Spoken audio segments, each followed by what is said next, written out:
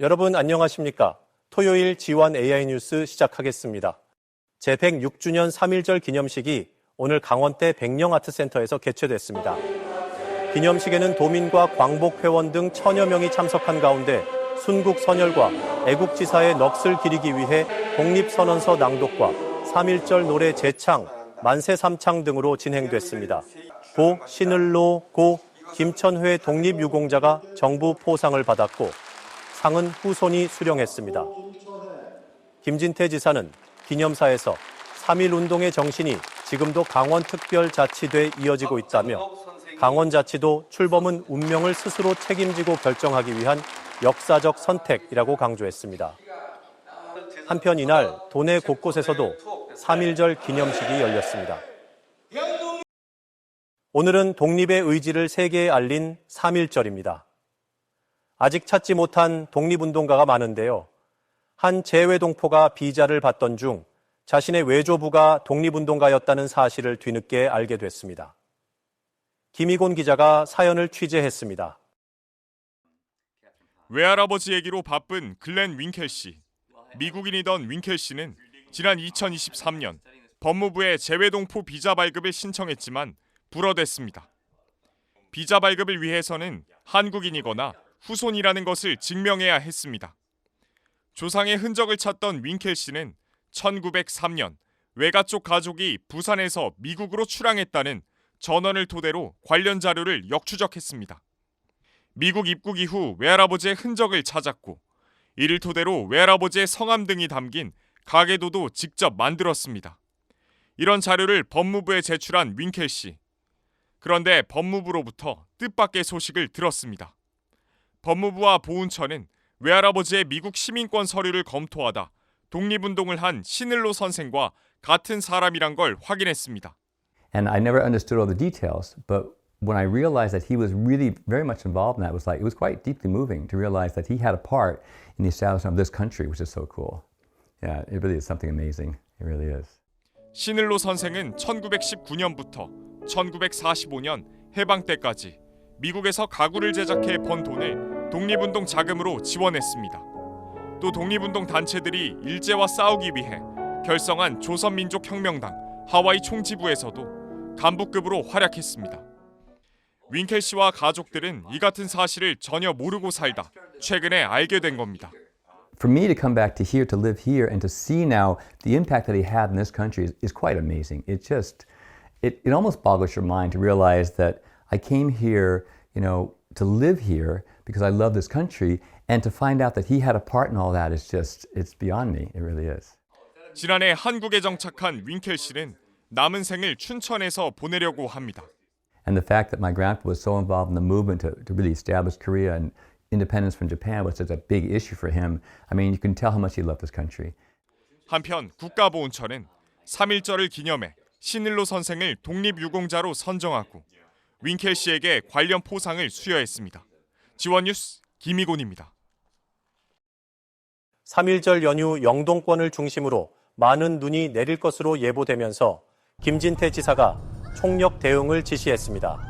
강원자치도는 이에 따라 겨울철 비닐하우스 등 적설 취약 구조물과 고립 우려 지역에 대한 사전 점검을 강화하고 시군의 예찰 활동을 당부했습니다.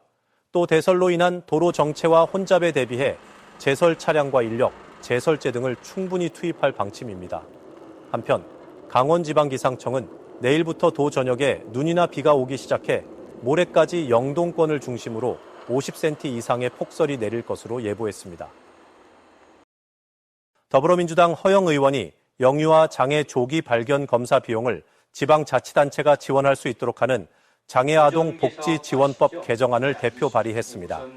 개정안은 영유아 장애 조기 발견 검사에 대한 지자체의 비용 지원을 위해 필요한 사항을 조례에 위임하도록 해 지자체 재정 여건을 고려한 세밀한 지원 체계를 마련하는 내용을 담았습니다. 영유아 주요 통계에 따르면 2022년 기준 만 6세 이하 장애 영유아는 15,000여 명으로 10년 전보다 37.8% 증가했습니다. 허 의원은 장애 영유아 조기 발견부터 치료까지 단계적이고 체계적인 지원이 이루어질 수 있도록 최선을 다하겠다고 강조했습니다. 배가 다니지 않는 섬 주민들을 위해 통영시가 바다의 콜택시로 불리는 해상택시를 도입합니다.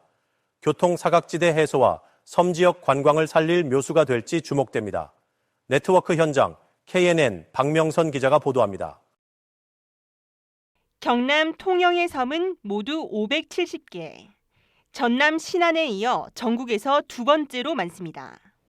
이 가운데 주민들이 사는 유인도는 44개, 배편은 하루에 한두 편밖에 오가지 않는 것이 현실입니다. 전개 계획선을 타고 이래 되면 시간 소요가 엄청난 부분이 있더라고요. 걸리는 시간이 얼마나 걸리느냐 이래에 따라 관광객이 취소가 되는 경우가 많더라고요. 개인적으로. 이 같은 이동의 불편을 줄이기 위해 올해 통영에 해상택시 도입이 추진됩니다.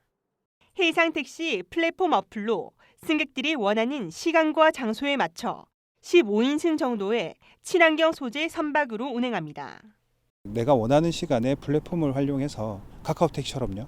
활용해서 원하는 시간에 언제든지 입도하거나 혹은 육지로 나올 수 있는 그런 수단으로 교통선택지를 확대하는 것으로 주민들과 관광객 수요가 보다 큰 섬부터 시작해 반응과 성적에 따라 확대할 계획입니다. 해상택시는 여객선 운항이 적은 두미도와 한산도 등 14개 섬을 대상으로 운영될 예정입니다. 해운법과 도선사업법상 해상택시 법규는 없지만 내년 상반기부터 규제 특례를 통해 운행을 시작할 방침입니다. 해상택시 친환경 선박 도입 등을 통해서 교통 수요, 연계교통 체계 등을 고려한 최적 노선 등을 제시함으로써 해양관광 활성화와 편리한 해상교통망 구축 등 시너지 효과를 섬과 섬을 자유롭게 오가는 새로운 해상택시 운행을 통해 해상교통 사각지대 해소 등 남해안 해상교통의 새로운 패러다임이 만들어질지 주목됩니다. KNN 박명선입니다. 국립농산물품질관리원 강원지원이 소비자 이용이 많은 배달앱 등 통신 판매 시장에서 원산지 표시 위반을 집중 단속합니다. 오는 4일부터 14일까지 음식점 배달앱과 온라인 플랫폼, 쇼핑몰, TV 홈쇼핑 등에서 판매하는 농축산물과 가공식품, 배달 음식에 대한 원산지 표시 위반 여부가 대상입니다. 배달앱 메뉴명에 국내산으로 표시하고 외국산 재료를 사용하는 행위 등으로 적발되면 관한 법률에 따라 처벌됩니다. 오늘 오전 9시 5분쯤 강원 춘천시 신부급의 한 도로에서 SUV와 승용차가 충돌했습니다. 이 사고로 승용차에 타고 있던 50대 여성이 숨지고 SUV 운전자와 동승자가 다쳐 병원으로 옮겨졌습니다. 경찰은 정확한 사고 경위를 조사하고 있습니다. 행정안전부가 올해 강원자치도 지방공무원 1,193명을 신규 채용할 계획이라고 밝혔습니다. 이는 지난해보다 16% 늘어난 규모로 직급별 선발 인원은 7급 이상 19명, 8급과 9급이 1,018명, 연구지도직 30명 등 모두 1,193명입니다. 지방공무원 필기시험은 8급과 9급이 6월 21일, 7급은 11월 1일에 치러집니다. 영월군이 교통사고 예방을 위해 종합적인 교통안전 정책을 추진합니다. 이를 위해 운전자에 대한 정기 안전 교육을 실시해 교통안전 의식을 높이기로 했습니다. 또 사고 위험 지역 등에 대한 교통안전 표지판과 도로 포장, 노후 차선 도색 등의 교통시설 유지 보수에도 나섭니다. 강원자치도의 경지 면적이 3년 연속으로 감소하고 있습니다.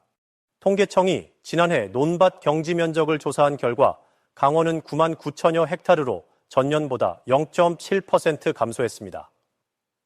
이 같은 경지 면적 감소는 쌀 소비 감소와 산업단지, 조성, 고령화에 따른 유휴지 증가 등의 영향 때문으로 풀이됩니다.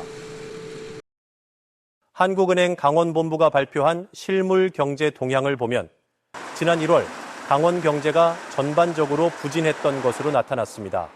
한국은행 강원본부는 지난 1월 강원 제조업 생산은 설 연휴로 조업 일수가 줄어듦에 따라 감소한 것으로 추정했고 화물차 통행량도 지난해보다 18.3% 감소했다고 밝혔습니다. 반면 1월 중 신용카드 결제액은 연휴 기간 소비가 늘어나면서 지난해보다 4.5% 증가했고 농축수산물을 중심으로 한 음식료품이 35.5%로 1년 전보다 크게 증가했습니다. 홍천군이 노인 건강과 안전 강화를 위해 지역 내 노인의료 복지시설 안전 점검을 완료했습니다. 주요 점검 내용으로는 시설물 건축 마감과 관리 상태, 소방 분야 정상 운영 상태 등입니다. 홍천군은 이번 점검을 시작으로 지역 노인 의료 복지 시설에 대한 안전 점검을 강화해 나갈 방침입니다. 태백시가 오는 4일부터 퇴직 공무원을 활용한 민원 상담관 제도를 운용합니다. 민원 상담관 제도는 40여 년 행정 경험을 갖춘 퇴직 공무원 2명을 채용해 다양한 민원에 대해 전문적인 상담을 지원하는 제도입니다. 민원 상담관은 태백시청 제1민원실에서 평일 오전 9시부터 오후 6시까지 근무합니다. 원주시와 원주시 탄소 중립 지원센터가 오는 4일 오후 2시 기후변화 대응 교육연구센터에서 기후변화 홍보관 개관 및 2040 탄소 중립 환경교육 도시 선포식을 개최합니다. 이번 선포식은 원주시가 탄소 중립과 환경교육선도 도시로 발돋움하기 위한 비전을 선언하고 새롭게 단장한 기후변화 홍보관의 개관을 기념하기 위해 마련됩니다. 원주 기후변화 홍보관은 시설 개선을 위해 작년부터 휴관에 들어갔으며 이달 공사를 마치고 시범 운영 중에 있습니다. 삼척시는 다음 달부터 5월까지 노후 건물 번호판 1,700여 개를 교체합니다. 훼손된 건물 번호판은 색이 바래거나 파손돼 주소 식별이 어려워 불편을 초래한다는 이유에서 추진됩니다. 교체 번호판은 알루미늄 소재로 내구성이 강한 재질을 사용해 활용성을 높일 계획입니다.